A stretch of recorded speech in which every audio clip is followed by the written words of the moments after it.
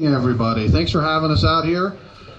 We are PPL. This is our live line exhibit. We go around to all our 29 counties that we serve. Our main audience is you folks. We just like to talk, obviously, about the dangers of electricity and stuff like that. So a little bit about it. Has anybody seen our exhibit before? Couple. All right, cool. Did you see our old? Have you seen the new trailer yet? The old one. The old one. All right, great. The old one. Difference between the old one and the new one? My people that have seen it? Solar panels, right? The old one had the generator. Loud generator, turn it on, and would fire up the trailer here to 7,200 volts. Actually, what we're doing right now is with these two solar panels, and in this box right here, we have 4 lithium-ion batteries. And that allows us to fire up this trailer to our single phase, 7,200 volts, just with those batteries, okay? We'll talk a little bit about solar panels as we go through the presentation, but a little bit about the trailer. On either end, we have our overhead transformers. Anybody know the job of the overhead transformer? It takes the high voltage and steps it down to the low voltage, to your basic surface wire that goes into your residential property. Okay, so over here on our left-hand side, we have 3 wires up above. That is our 3-phase. That's 12,500 volts. And over here we have our single phase, which is 7,200 volts. Coming down the pole, we have our system neutral. Number one question we get asked is, can that line be energized? It absolutely can, okay? And as we go through the presentation, we'll explain how that can happen. Center device here where Ryan's at, big green box, is our underground transformers. We have 7,200 volts coming in, 7,200 volts coming out, and on the service bays we can have up to 9 services in any one transformer. Okay, I heard some gentlemen talking about as we were rolling up, there's an important number you must call if you do detect any underground facilities, and there's the number that you must call if you're doing any kind of excavating, and we'll talk a little bit about that as well. We have fusing up above. It's color coded for presentation purposes only. Center device that we have right here in the middle is our trip saver. We'll talk about a little bit about that as we go on with the presentation as well. The only thing we do not have on our system, that's out on our system, that's not on our trailer, is our big green box, which we call a Viper. Our Viper is for our 3-phase system. Poles, transformers, you can see there's numbers on them. Those are grid numbers. Those are important to us. Okay, so if you're in the middle of nowhere, you got a down tree or a pole that's knocked over, we ask that you get to the safest pole that you can access and give us that 10-digit number. Okay, you give us that 10-digit number, that allows our dispatch to get our crews to where they need to be. It actually can be converted into a GPS, longitude and latitude. I don't know how to do that. My boss does. He's not here. So, but if you're interested in that, we can get that information to you. Anything else, Ryan, I got here? So. Nope. Okay, cool. All right, well, I guess we'll get started here. Again, great turnout. Thank you all for letting us come here and shut down the road and make people upset. It's awesome. First one we'll talk about up there is a bird on a wire. Okay, I lovingly refer to that bird as Ray the Raven, because I'm a Steeler fan and I know what's going to happen to that bird here in a little bit. But how can that bird sit on that wire? Anybody know? One touching one conductor. Anybody else? It's not grounded. Okay. If you have parents out there, your kids probably ask you a million times, like my girls do every time I take them to school, how can those birds sit up on those wires, Dad, and not be electrocuted? You know, you tell us all the time, Dad, 12,500 volts, 7,200 volts, some of our transmission lines, 69 kV lines. How can those birds sit up there and not be electrocuted? Well, the reason why is they're not grounded, okay?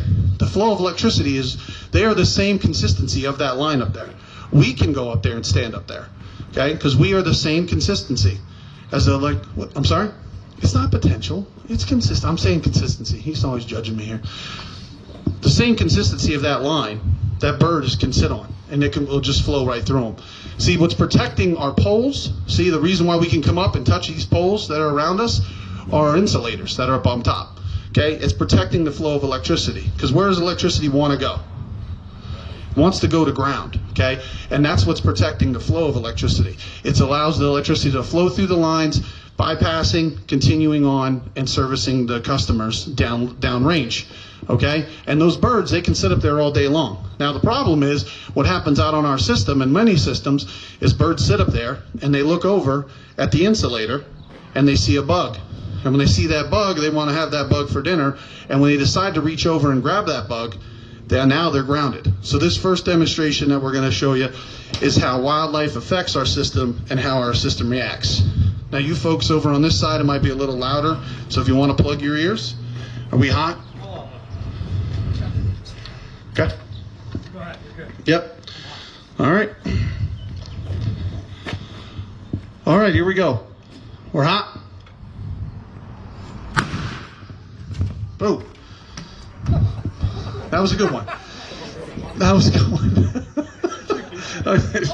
Yeah, you all right over there? All right.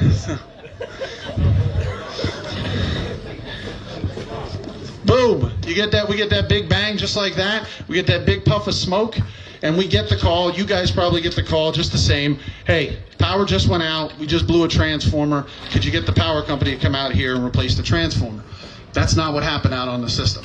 What happened out on the system is inside one of our containers, we have fuses. And each fuse is doing its job protecting our transformers. Those fuses that we have in the chamber are anywhere from like $1 to $2 fuses. Those transformers that we have out on our system are anywhere from $5,000 to $10,000. Okay, so our crews get out there, they see what's left of Ray the Raven on the ground, right?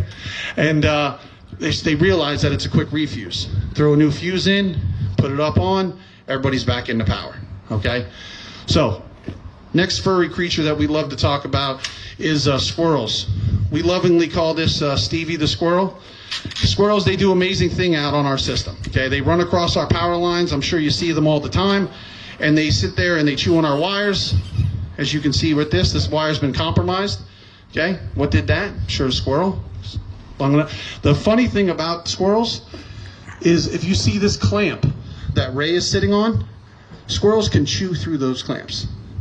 They do amazing things to our system. They are, I think the stat was, they're 90% of the outages that we have due to wildlife are from squirrels out on our system. It's amazing. They'll just grab a nut, they'll run across our lines, and they'll sit up on top of our transformers. And if you notice, at both ends of our transformers on the front side, we have covers on them. They're wildlife covers, mainly because of squirrels. Okay, we even see black rat snakes up on the top of our transformers. They like the vibration of the pole, they slither up, and they sit up there. But the squirrels, they grab a nut, they jump up to the top of our transformers, and as they're sitting in there taking in the view, they relax that bushy tail. Now, if you look on the back side of our transformers, they're uncovered. And the top of those coverings are what we call hot bushings. Okay, and just like the bird, when that squirrel relaxes its tail across the hot bushing, it now grounds itself. So this next demonstration we're going to show you is how squirrels affect our system and how our system reacts. Ma'am, it's not going to be loud this time, okay? So just, a little PG-13 over here. So, we're hot. Boom. Same thing, clear? Same thing that happens, okay? Our crews get out, they find what's left of Stevie the squirrel. It's a quick refuse for our crews, and they're able to get everybody back into power. And that's how wildlife affects our systems out there. So, all right, next thing we're going to talk about is the trip saver, okay? Trip savers and vipers. Now, our first responders already know. So, how many times, if a storm comes through and you start, power comes in and out, how many times is it going to do that? 3 times, right? 3 times. It's going to do that. Because what it's doing out on our system is it's testing. So if a tree branch falls on our single phase and it's just sitting there in high winds, okay, it's going to test that. There's something going on there. And it's going to go back to our trip saver and test it once, twice. Okay, now if it's high winds and it's just a tree branch, it gets knocked off, 3rd time it tests, we're good. We're all right. But the problem is if something is bad on our system, and when we do test it a 3rd time and it tests that it's bad, that line's going to come open. So this next demonstration is just going to show you how when storms, trees fall on our system and our system reacts, Ryan's going to take that tree branch and put it in between phase and neutral. If you can watch over here on the Dust of Dawn light, or we can just count the clicks. We're hot.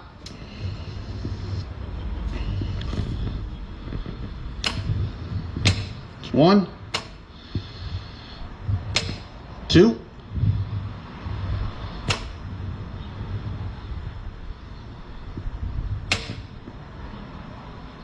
3. Clear? Then it pops open, okay? Now, I always like to stress this to all our first responders or to anybody we do a presentation with. When we have our trip savers out here, this is basically the setup that you would see out where our trip saver's at. What's next door to it is a fuse. Okay, sometimes those fuses are in, sometimes they're open. Never assume that the power is out just because you saw that pop open. Okay, always assume it's energized until the power company gets there and tell you that it's out and grounded. All right, just make sure you're waiting for the power company to tell you that, because it does not matter if you see it's open until they tell you. All right. All right, Ryan's going to do a quick switch over, so that's going to give me the chance to talk to you about the dangers or the small amount of electricity it could take to harm you or even take your life. So how many qualified electrical workers do I have out there? Please no, nobody. Yes, all right, great. All right, those are my troublemakers. All right, he's smiling? Oh, okay, don't. Okay, you can walk. All right, so how many of us have changed an outlet in our house? Outlet, switch. Okay, none of you qualified. All right, okay. How many of you got banged or shocked when you did it? All right, okay, a bunch of dummies like me out there. All right, great. All right, now let's just say we'll take a dining room outlet, okay? Not much amperage on that, right? Probably, 15 amp breaker in your panel box, okay? 15 amps, okay? You had 15 amps, those of you that got shocked, you had 15 amps enter your body, exit your body, and you lived a story to tell about it, okay? What if I told you it only takes 50 to 100 milliamps to stop the human heart if conditions are right? Okay, 15 amps you had enter your body. We had a homeowner tell us her husband was working on a dining room outlet. He was working on a dining room outlet hot. He went down, was changing the outlet out. Last thing she heard him say was, "Ow, I got shocked."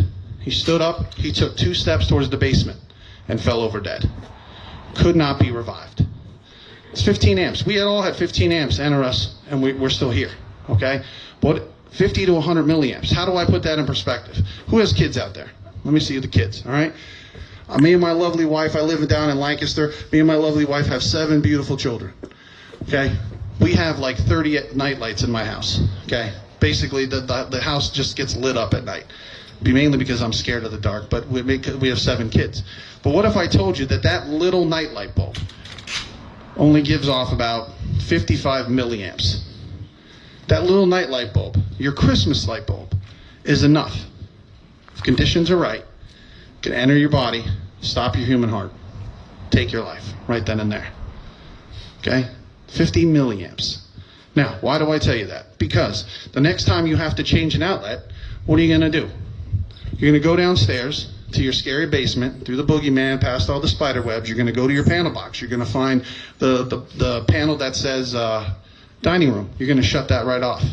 You're going to come back upstairs. You're going to take your handy dandy tester that you bought at your local hardware store, and you're going to stick it into the outlet. If it doesn't light up, you got the right one, right? You're good to go. Well, give me 1 second. Go into your next door room, living room, kitchen, test that outlet. Why do I want you to do that?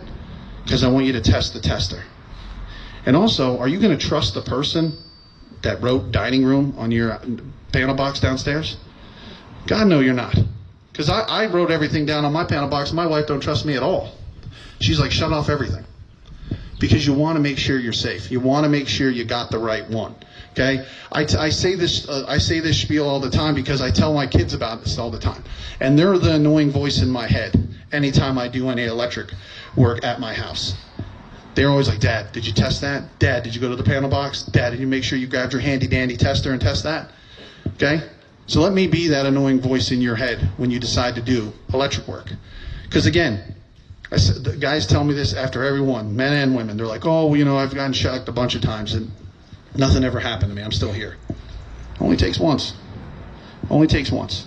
Okay? All right. Next thing we talk about are Mylar balloons. Okay? You go to your local fair. We're at Bloom Fair every year. We're there the whole week. I'm sure if you guys come up there and see us, we're doing like 5-6 shows a day the whole week. But nowhere in the Bloom Fair will you find a Mylar balloon. Why? Because some Mylar balloons years ago got loose in the fair and they got up into their system. knocking out power to half of the east end of the Bloom Fair. And the Mylar balloon holds a special place in PP&L's heart as well, because not too long ago, they were having a party in Allentown. I think it was a gender reveal party, and they let some Mylar balloons go. Those balloons went up, and they had to come down somewhere. And they came down in one of our substations, destroying half of our substation, completely destroying it, shutting down half of Allentown of power, all because of the Mylar balloon. Okay, because they will conduct. And we talk about fairs and carnivals, and we're not picking on them, not at all. But if you go to a fair and carnival, when you buy that balloon, what do they give you with that balloon? Like 12-foot long string, right? And when you have that string and you give it to your kid, where do you put it? Around the kid's wrist, on your wrist, after 4 seconds of the kid saying they don't want the balloon anymore? Or you put it around the stroller that you're pushing, and you're walking around having a good time, then you decide to eat. When you go up to the vendor, you buy something to eat, you walk around behind the vendors. If you ever walk around the vendors, look up at the service wire feeding them. They're just there so they can service the vendors, give them power, okay? If that wire is compromised with a pinhole, just a pinhole, okay, and that balloon touches it, can that conduct electricity around that balloon, down that string, to you or to your child? This next demonstration will show you.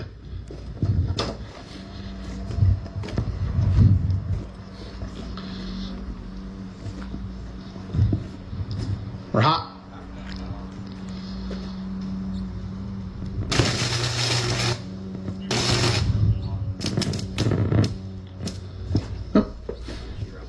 Good, clear.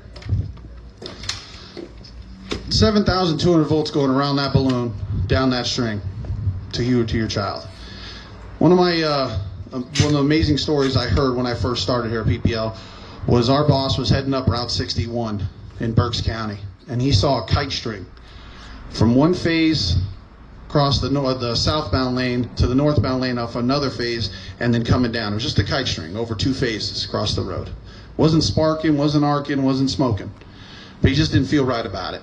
He stopped, he called for a crew. A crew came out and tested that kite string for 7,200 volts. Doesn't always have to spark or arc. Okay? Just want to be safe around there. All right. Human contact. Can't really see with the sun here. Sorry. That's okay. So, human contact. We talked earlier about our old generator. And it was in our old trailer that was fed by a generator. Who owns a generator out there? Okay? Okay, a lot of folks. All right? Storms come through. Power goes out everywhere. You know it's going to be out for a while. You go and you grab your handy dandy generator. You bring it over to your house. And you get it all set up and you plug it in. Right before you fire it up, what must you do? Absolutely. Open your main breaker. Okay? This is me and Ryan's night job. And then also during storms, we're assessors. So that means we go out, assess it when damages come through, storms come through. I can tell you last year, 7 times up in Pocono, I came up 7 times homeowners were backfeeding our system. Okay? Backfeeding our system, what means is they plugged their generator in, fired it up. Now they're sending generation power back out to our transformers. And now it's going to work in the opposite direction. So now the power is going to go back into our generators, back out on our lines, firing our lines up to 7,200 volts. Because they did not shut off their main breaker. And that's why we always say, there's absolutely nothing you have in your possession that can keep you safe down power lines. Because you have no idea what your neighbor is doing a mile down the road. Did they fire up a generator that you didn't hear? Did they shut off their main breaker? And you reach down to grab that line, move it out of the way, you're going to get to about right here, to that line. You're about right here. And then what's that line going to do? It's going to jump into your hand. What's your brain going to tell your hand to do? Hold on. And you're not going to be able to let go.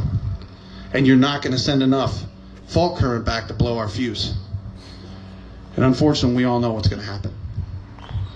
Okay? Out and grounded.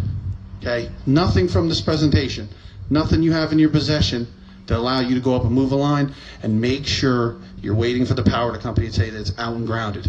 Because if you reach down, try to grab that line, move it out of your way.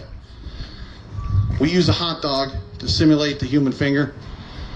So here we go. We're hot.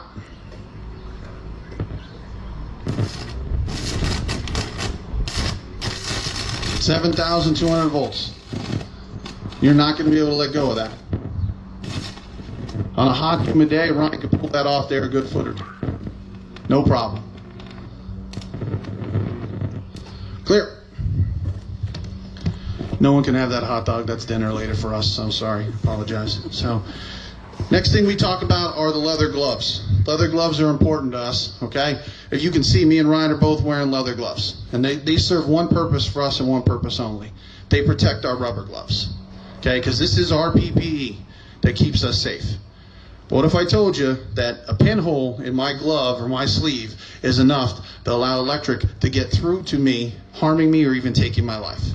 So much so that our PPE gets sent in every 3 months and it's tested at 15,000 volts for a pinhole. Okay? And my gloves, my sleeves, and my boots. 15,000 volts every 3 months we're tested. Okay? The leather glove, and now, again, I have a good story. Father-son twin team here. We rolled into a development. We saw father-son. Father's up on a ladder about 20 feet in the air, and he has leather gloves on, and he has one of our service lines in his hand, and he's kind of moving it out of the way as he's working up on the gutter. But what made it even better was he had his 12-year-old son down on the ground with a piece of 2x4 pushing the line out of Dad's way, wearing leather gloves. We walked up. We asked them what they were doing. Could they please stop? And he was like, no, we're fine. We're good. We got a pair of leather gloves on. They say electrically tested on them. This next demonstration will show you that electrically tested leather gloves will do nothing to protect you around electric lines.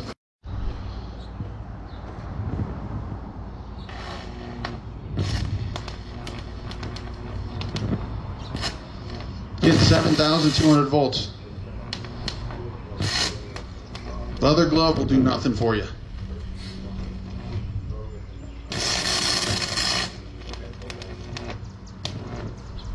Clear. Again, they do say electrically tested on them.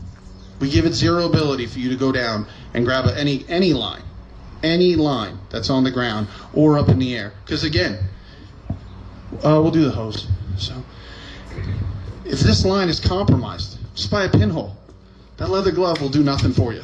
Okay? Next thing we like to talk about, obviously, is the fire hose. I'm sure you guys are familiar with the fire hose. And we talk about the fire hose a lot for one reason, okay? Because when you get the call, you go out to the scene, and you get out there with your trucks and you start unraveling your hoses. We always encourage and tell our first responders, look up, see where that electric line is feeding that house, okay? Why? Because we like to call something that's called a drop zone. Again, I'm not trying to tell you guys how to do your job, not by any means. I'm just trying to keep you safe, okay? So the reason why we call it the drop zone is that electric line's up there, that building's on fire. You got your hose right underneath there, okay? That fire's raging pretty good. Now the connections to the house, they're getting pretty bad. All of a sudden that line falls, lands right on your hose. What's that hose full of? Water. Pretty good conductor, right? Okay? That has happened 4 times last year. That has happened. It's landed directly on the hose. Three of those firemen were hurt. One was hurt bad enough that he had to be flown to Lehigh Valley Burn Center. Okay? So the reason why we call it the drop zone, and the reason why we suggest when you get there, okay, whoever the first one's on the scene, before the trucks get there, figure out a great way of laying your hoses out away from the electric line. Okay? Because the last thing we want to see is that electric line to come down, land on that hose, and one of the firemen are hurt. Okay? So this next demonstration is just to show you just your basic fire hose, wet. We're hot.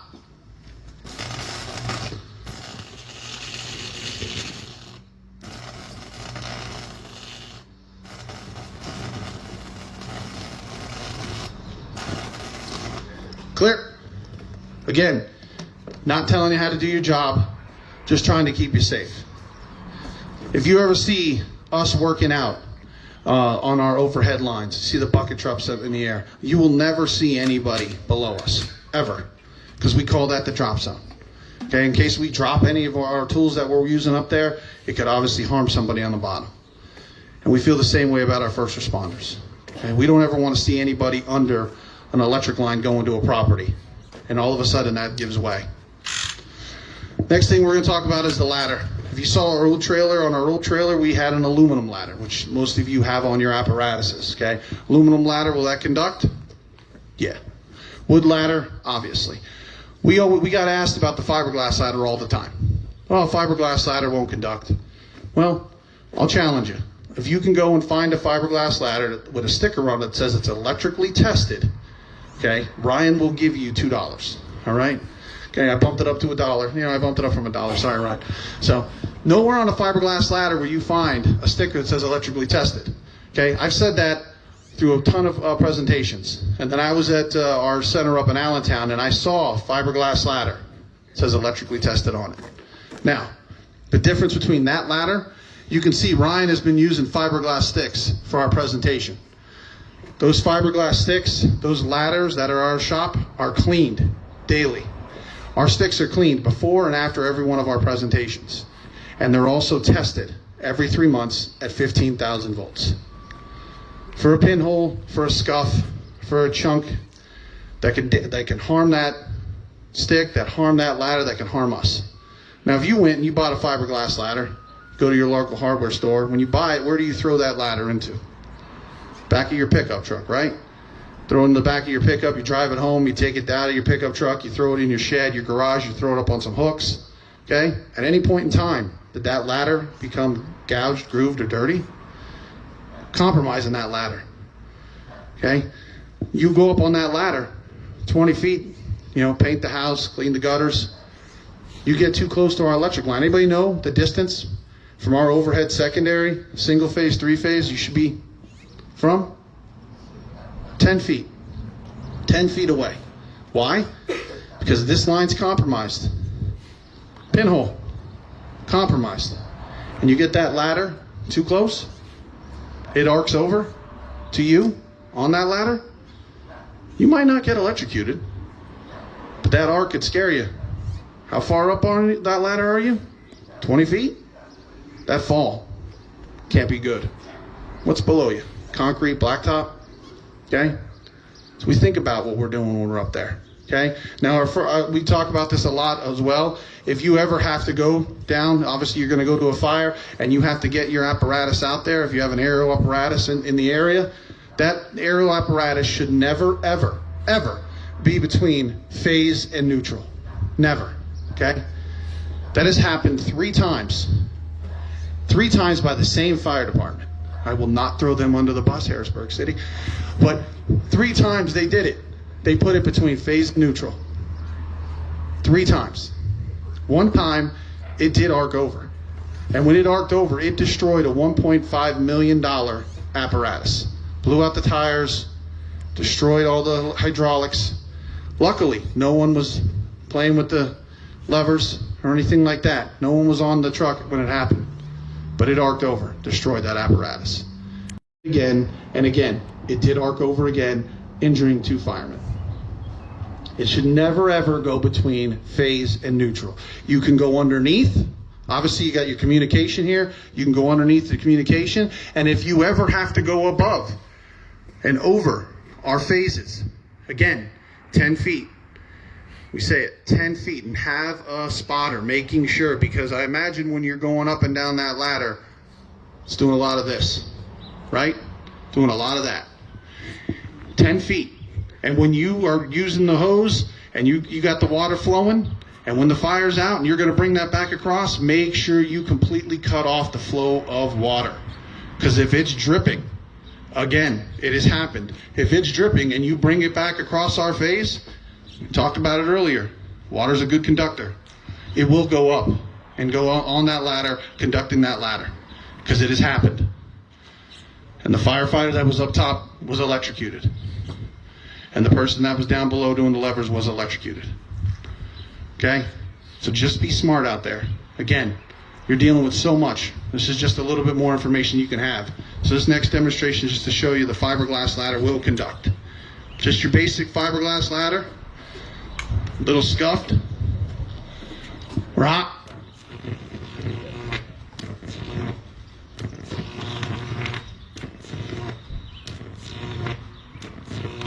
Again, nice hot humid day, right? Get that going right across.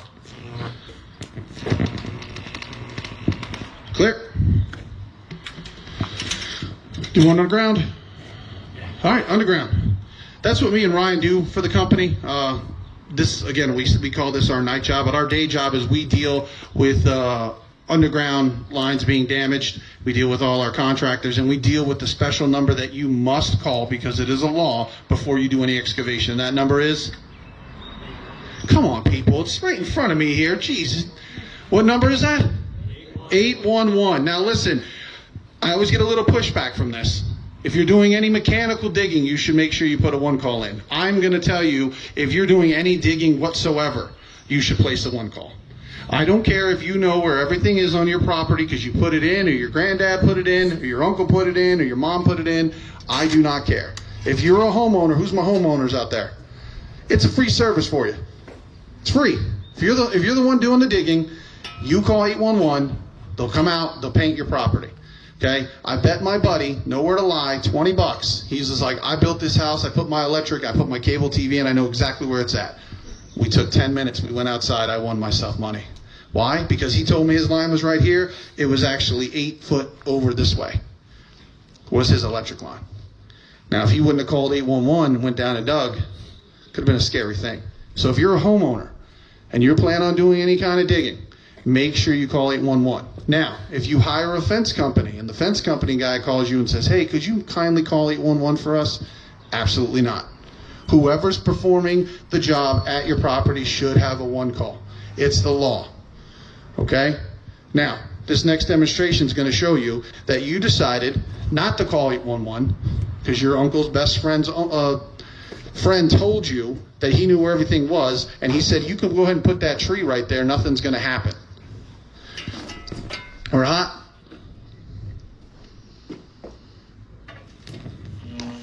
Then you go ahead and hit that line. Now you just blew the meter base. Frying that up pretty good.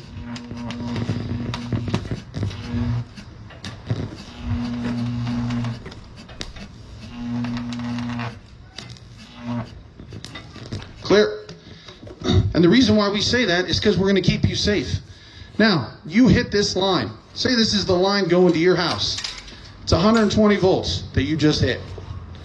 Now, it just fired back to your meter base, destroying your meter base, possibly destroying your panel box. You didn't call 811. Now, who's going to fit the bill for that? You are. You're going to fit the bill for that. Not only that, what did I tell you before about this beautiful green box here that's on your property? Okay, what's on this side over here? Services. There's 9 services in there. If this fires back to this transformer, destroying this transformer, you're going to have 8 ticked off neighbors. Okay? That's if you survived. Because if you didn't, now your wife, your family's going to have to deal with that. So again, it's free. If you're a homeowner, it is free for you to call 811. Okay? You say you want to dig on a Saturday. You call on a Wednesday. Okay? They have 3 business days to get out to your property to paint your property. Okay? Red is electric, yellow is gas, green is sewer, blue is water, orange is communication. And before you do any digging on that Saturday, make sure you check your response. It's called the Carl response. Okay? It's going to give you what everybody did in that on your ticket of all your utilities. It's just going to keep you safe. All right? Make sure you're making that phone call. Last thing we talk about is the fireman's boot. And this is always my favorite time when I'm dealing with my volunteer firemen. How often do you guys get new turnout gear? Every 10 years. Normally I get a laugh. Nobody laughed. That's normally everybody like laughs and jokes, you know. So, but yeah, every 10 years, right? And how many car accidents, fires you've been to in those 10 years, right? And it's what we talk about all the time because I have a lot of volunteer firemen come up to me and they're like, well, we're wearing rubber boots, you're wearing rubber boots, why can't I go up and move that line?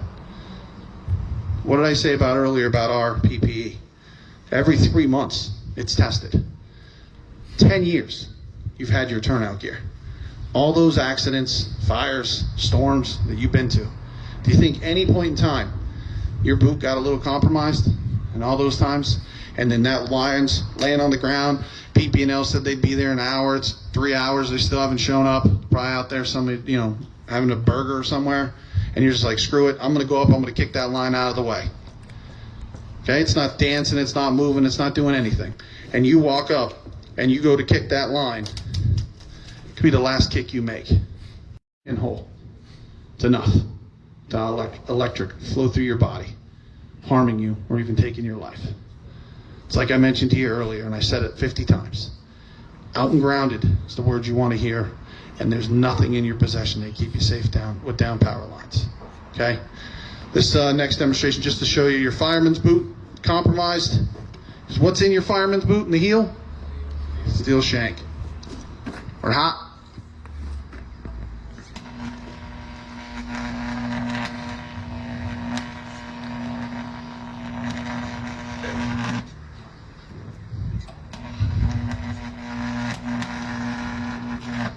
Clear? Awesome. All right, well, that's it what we have for our trailer, but I do like to talk to you about one thing that's kind of important to us. We actually started a course up at, where's it, Penn Technology College? Yeah, Penn College. We're trying to get, we like to talk to our kids, mainly our kids. In driver's ed, what they don't talk about is car accidents, down power lines on cars, okay? I have a 16-year-old daughter. She's just learning how to drive. God love me. If you're in Lancaster area, watch yourself, okay?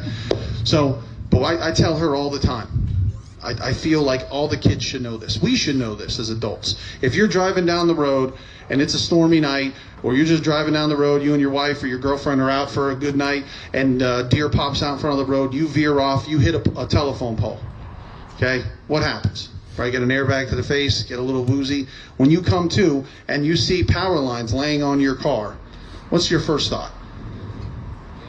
Get out, right? Get out. I got power lines laying on my car. I got to get the heck out of here. And that's always the answer we get from our young kids. I got to get out of here. There's a down power line. Okay? I'm going to ask you another question. How many of us have been to a pond or a lake and have taken a rock and have thrown that rock in that pond or lake? Right? Pretty sure all of us.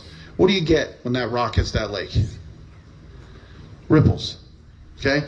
When power lines are struck and they come down to the ground, they're letting out their own little ripples. We call it ground gradient. Okay? Problem is, you can't smell it, you can't see it. The moment those lines hit that ground, it's just sending out circles all around you. How far do they go? Can't really tell you. What's the shape of the highway you're on or the road you're on? What's in the highway? What's in the road? Okay? What's around you? Okay? So if you hit pole, you come to, you realize, well, I can't get out because there's lines on my car. Can we get you out? Absolutely we can.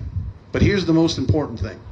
If your car's not smoking, if it's not catching fire, stay in the vehicle. It's the safest place for you. You do not need to get out of the vehicle if it's not smoking or catching fire. And yes, you can use your cell phone. We always get asked, can I use my cell phone? 100% you can. Okay? Here's the problem. If it does start to smoke, if it does start to catch fire, can I get you out? We can. This is the safest way we know how.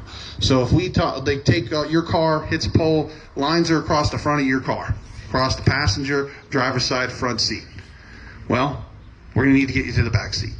Okay? You need to access the safest door away from the down lines. Okay? You got to get to the safest door. If you have a 4-door vehicle, get to the back seat. Okay? You got to crawl to the back seat, get to the safest door. When you get to that door, you're going to open that door up and you're going to stand in the frame of the door. And it's important that you put your feet together and put your arms together. This is the safest way we know how. Why? Because you're going to have to make a jump. And if you have your arms at your side and you have your feet spread apart and you jump out of that car and you got a bum ankle or bum leg and you kind of lose balance, you're going to reach back. You're going to grab that car. Just like Ray, just like Steve, you grounded yourself, allowing electric to flow through you, possibly taking your life. Okay? So we're going to rewind and get back in the car. We're going to put our feet together. We're going to cross our arms. Now, I get asked a lot, if you've got a big souped up pickup truck, how do I, I'm what? However far up off the ground. Okay, if you have one of the foot bars, or if you have your top, you can get over to it because you're of the same potential when you're in your vehicle. That's why it's the safest place for you to be. But you're going to get to your frame of your car door, and you're going to cross your arms and you're going to make a jump. Now, listen, you don't have to set the long distance record about your jump here, okay? I just need to get you out of the car. So you're going to cross your arms, you're going to make that jump. You're out of the car. You're safe, you're good to go, you can run, right? Absolutely not, okay? Because we don't know what the conditions of the ground are. We have no idea what's in the road, okay? We tell you, folks, if you hit this pole right here, we want you to get to the next pole safely. And how do I get you to that next pole safely if I can't make you run? There's two options, okay? First option is the bunny hop. I'm not doing the bunny hop in front of you people. I don't need you making fun of me, okay? Not doing it. Nope, not happening. Second thing is shuffling your feet. This is the safest way we know how to do it, okay? Ladies, if you're out on the town and you're wearing high heels, make sure you take them off before you make the jump, okay? And when you get outside, we're going to shuffle our feet, okay? And how we're going to do it is we're going to go heel to toe, the whole way. Never, ever taking your feet off the ground. Because if I go to take a step, okay, if I jump out of that car, my feet spread apart, I'm in two different rings, okay? I'm basically grounding myself out, allowing electric to flow through me, taking my life. So if you keep your feet together and you shuffle your feet heel to toe to the very next pole. Because guess what? That's where you're going to be. Because that's what we tell our first responders. Make sure you stay 100 feet away until the power company gets you and tell you that it's out and grounded. 100 feet. Because you don't know the conditions that's going on out there. I tell a story because I was told this once. In Lebanon County, there was a volunteer fire company went out to a car accident. They got to the scene. There was down power lines. Okay, they got a little too close to the scene for our likings, but they were about, 50 feet away. They thought they were safe. They realized that the power was still live, wasn't out and grounded, power company wasn't there. One of the volunteer firemen who went there to save lives, to help out, went over, sat down on a metal guardrail and was electrocuted and died on the scene. Because you don't know what the conditions are going on down here. Guys, that fence, okay? It will just flow until it's out and grounded. Depends on how good the conductor is, how good the ground is. Okay, even street signs. Just stay clear of it all. Stay 100 feet away, wait till the power company gets there, tell you that it's out and grounded. Okay? Now the one question we were asked a while ago was, what if the car catches fire and there's a family in there? The mom's screaming that they got to get the kids out. Can I get in there and get them out? You can. We don't obviously want to see it happen, but we understand that that's what you want to do. Because that's why you became a fireman. Same way in is the same way out. You're going to shuffle your feet. Heel to toe, all the way to the car. Now, when you get to that vehicle, do not touch the vehicle. Okay? Because again, you touch the vehicle, you ground out yourself. You have the person in the car hands you the child through the window. How do I get back? Well, you can do your best Michael Jackson impersonation, and you can just go heel to toe, moonwalk all the way back. Can't imagine it's going to be easy with all your gear on, but that's the safest way we know how to get you in and get you out safely until the power company gets there. Okay? Listen, I can't thank you enough for having us out. You guys are a great audience. Any questions, thoughts? I appreciate no one laughing about calling me handsome. That's great. Thank you. I don't really get a lot of laughs about that. Thank you, guys. Appreciate it. Vipers are more part of our three-phase, like I mentioned earlier. They're part of our smart grid technology. They're pretty amazing things. Let's just say, for instance, tree comes down right here on our three-phase line, completely taken out. Once that tree hits, instantly the Vipers are talking to each other across the line. Okay? We have one Viper for every 500 customers out on our system. So the moment that tree comes down, our line is they're going to send all that information back to Allentown to our hub office. And this is what we always tell our first responders. Okay, if you're on site and you see that the tree came down, or you're there for a fire or an accident, and all of a sudden those lines do come down and they're just laying on the ground, and all of a sudden everybody loses power, and you think you're okay to go up and move those lines and get them out of the way? Absolutely not. And the reason why I say that is, especially on our three-phase, 12,500 volts. Okay, once those Vipers have talked to each other and sent the information back to Allentown, our operators are going to do one thing. They're going to test that line once, and you do not want to be anywhere near that line when it tests. Okay, if you've seen a line on the ground sparking and arcing, you understand what it can do to you. All right. So if there's anything during my presentation today, if there's anything you take away from today outside of how handsome I am, is there's nothing, absolutely nothing that you have in your possession that can keep you safe around down electric lines, okay? There's absolutely nothing you have in your possession, okay? We have PPE that keeps us safe. You look at Ryan here, he's got the rubber sleeves, rubber gloves, rubber overshoes, and we have FR clothing. That's what keeps our workers safe when they're working around electric devices, okay? You guys have nothing, all right? So just keep that in mind. Anytime you roll up to a site and you have to get a line moved or anything like that in a storm, please wait, okay? I tell the folks this all the time, okay? The best two words you want to hear from the electric contractor when they get there is out and grounded. Then that allows you to go up and move those lines and get them out of the way.